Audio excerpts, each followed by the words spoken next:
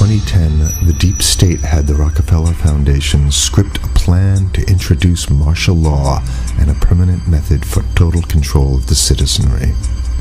In this plan that they disguised as an academic scenario, as they called it, the method they would use to gain complete prison-like control of the entire population was to infect them with a devastating biological pandemic, and then, under the guise of protecting us from this threat, they would be free to implement their final solution, a prison state. The prison state that they need to keep their grip on power. As usual, the fascists disguise their crimes as helping us, and as is typical of this new type of fascism, they always make the claim that we the people are begging them to have more and more control over us. As you watch this video, remember that the deep state concocted this scheme in 2010 as a quote-unquote simulation of what is to come. The following is proof that the deep state is behind these viral pandemics. Absolutely positively, pandemics are now the tool of choice for the fascists, known as the deep state, and the private contractors that they contract these pandemics out to. For the deep state, to make an international pandemic isn't even a high-tech operation, it's a no-tech operation. It's easy. A simple vial of Ebola, SARS, MERS, Spanish flu, or coronavirus, or whatever they come up with in their secret bioweapons lab, is all they need to bring the world into their total control. The only thing you have to remember is if they can do it, they will do it, which means they already have done it. The ruling establishment has a lot of, they will stop at nothing to complete their toolkit of control, right?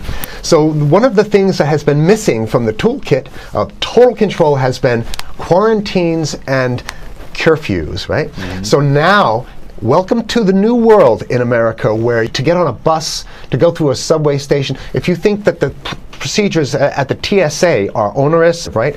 Guess this is coming to a bus depot near you. It's a more invasive way, and the ruling class needs this because, let me say, if the ruling class ever saw wide-scale civil unrest, you'd see an Ebola outbreak in America right away. Okay, so this is, what you see is that Ebola is another tool in the toolbox of the ruling class to control. Yeah, to keep down absolutely, repression. Positively, 100%. This is a tool. Right. Ebola doesn't just magically start spreading. Mm-hmm. And then we have this doctors that come back here. The white people, of course, live.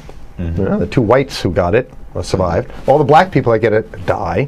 Right? It's very possible that these one of these NGOs over there is going around with a veil of Ebola, or spreading it from a small plane onto villages. The point is to get hundreds of thousands of people infected with it and create the next phase of control. Now, one of the things I'd like to show to back up my my claims here.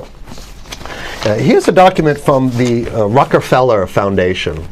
Rockefeller Foundation, right there. You can zoom in on that, where my finger is. It's called Scenarios for the Future International Development, the Rockefeller Foundation. All right? Okay, let's take a look at what they're saying here. This is something like a 50, 60-page document.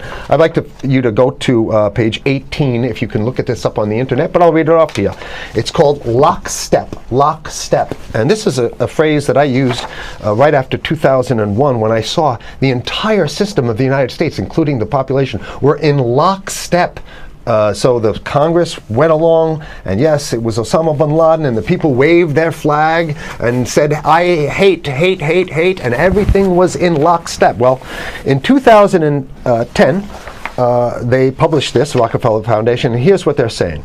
They're saying that they call it a scenario. These are scenario narratives, and they speak about it in the past tense. So they put out this scenario, lockstep. A world of tighter, top-down government control and more authoritarian leadership, with limited innovation and growing citizen pushback. Okay, I'll read a little bit of it. In 2012, the pandemic that the world had been anticipating for years, nobody was anticipating a pandemic, finally hit. Unlike 2009's H1N1. This new influenza strain originating from wild geese. They use some scenario, but this is Ebola they're talking about. Ahead. Even the most pandemic-prepared nations were quickly overwhelmed when the virus streaked around the world, infecting nearly 20% of the global population and killing 8 million in just 7 months, the majority of them healthy young adults. The pandemic also had a deadly effect on economies. You can see the agenda. Just naked, raw, naked control agenda written down, and it's anybody's guess how this becomes effectuated in real life. So whether this is written specifically as marching orders or whether people take it upon themselves in the intelligence networks to say, okay, well, this has been produced, so this is the plan here. But these narratives have to be written in advance because the intelligence agencies don't know how to do these narratives. They need help. So these think tanks, they come up with these like Rand Corporation, Rockefeller Foundation. These are think tanks of death. They're not the think tanks, they're not there to find great ways to help people. Right? Okay, the pandemic also had a deadly effect on economics. International mobility of both people and goods screeched to a halt. Which is what they want. They want a completely isolated world, right? Debilitating industries like tourism and breaking global supply chains. Well, of course they want tourism stopped because they're not in the tourism business, and they want you at home in your house in front of the TV. Then they got you because once you watch the TV, they own your soul. Even locally. Wait a second, we're on television. I mean commercial television, let's say. National. Even locally, normally bustling shops and offices sat empty for months. Okay, so I love how they talk about it in the past tense in 2010. Right?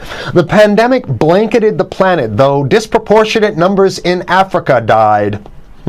Southeast Asia and Central America, where the virus spread like wildfire. It sounds like the opening monologue of a disaster movie, right? Exactly. Now listen to, here's the good stuff now.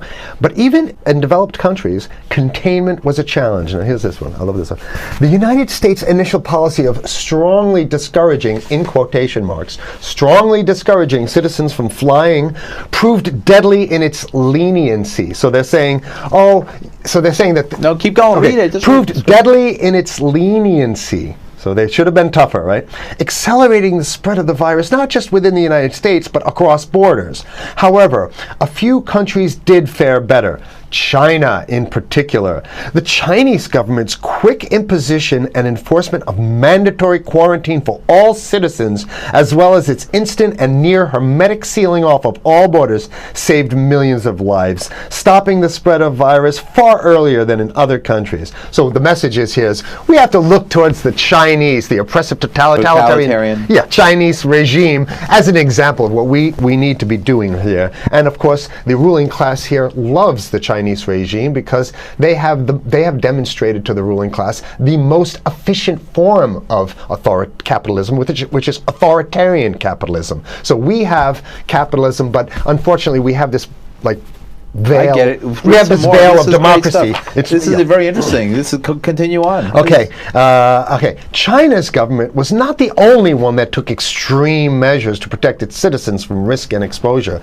During the pandemic, national leaders around the world flexed their muscles, flexed their authority, and imposed airtight rules and restrictions. You can see the agenda. Go.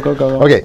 From the mandatory wearing of face masks to body temperature checks at the entries to communal spaces like that's what's happening right now. Yeah, but soon it's going to be like body. It'll be at the subway. Yeah, is that what you're saying? We'll be going through this in the to get on buses and the subway, absolutely, things positively. like that. And what this means though is don't think about having a cigarette, a joint on you, or basically you can't. This is a dragnet for everything. So if in order for you in other words, just like with stop and frisk, this is ultimate stop and frisk. This is the ultimate cavity stop and frisk, cavity search kind of thing. All right, so during the pandemic, national leaders around there flex their authority. Now there's some good stuff. Listen to this. And even supermarkets, they want body checks at supermarkets. Okay, so basically what they're saying is they're building a system where every move you make, you got to go through them. You can't get food. Well, how about if you go to the farmer's market? Right. Here's the good stuff now. I mean, it just keeps getting better.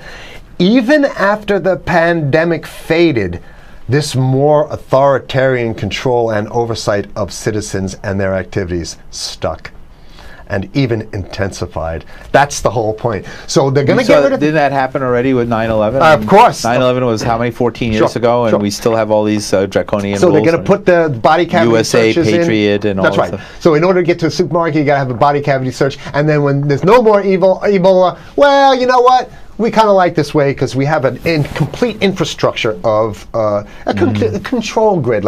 In order to protect themselves from the spread of increasingly global problems, from pandemics and national terrorism to environmental crisis and rising poverty, leaders around the world took a firmer grip on power. Well, what the hell would rising poverty have anything to do with imposing strict citizen controls with face masks? So they're very sloppy stuff here. At first, the notion of a more controlled world gained wide acceptance and approval. I'm sorry. Nobody likes this stuff. They're just saying it. No, I have to provide analysis. Only because we only have 5 minutes left, so that's Oh my God, okay. Citizens willingly gave up some of their sovereignty and their privacy to more paternalistic states in exchange for greater safety and stability. I mean, that's just a complete naked contradiction to the famous saying that if you think you're going to give up a little bit of security, I mean, if you're going to give up your freedom for security, you're going to get neither. That's the long-standing thing. And here what they're doing is they're not even ashamed or embarrassed to absolutely say the exact opposite. They're saying, yes, we all want to give up our privacy and sovereignty for more stability and security and stability. So you don't get that. When you give it up like that, you get the shaft. Can you show us the cover again of what you were just reading? One more time, and then I have two more documents. Right, this is what we were reading here, and just zoom in a little bit so folks can see it. He'll zoom in, don't worry, you can relax. And scenarios for the future of technology and international development. Okay, now I have two more documents. Keep it zoomed. We have the National Security Memorandum of December 10th, 1974. This is Henry Kissinger's brainchild. The National Security Memorandum number 200. You can look that up on your internet. I'll summarize it. He says that there's too many people, we got to get rid of the population. So to answer your question. From earlier. Yeah, he says, he used the word depopulation, which is different.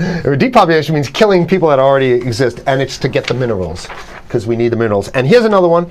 The CDC has a patent on Ebola. They've patented it. Yeah? Right. So basically, if you want to get a cure for your Ebola, you got to go. It says it right up here, right? It says human Ebola virus species and compositions and methods thereof, and it's a patent. It's a patent. They patented the main strain plus something like 17 other strains of it. So they own it now, and I don't know how exactly you can own that, but apparently they've done the same thing. Yeah, I didn't think you could own a natural. Yeah, you can. I guess the main thing to finish off this show is this: that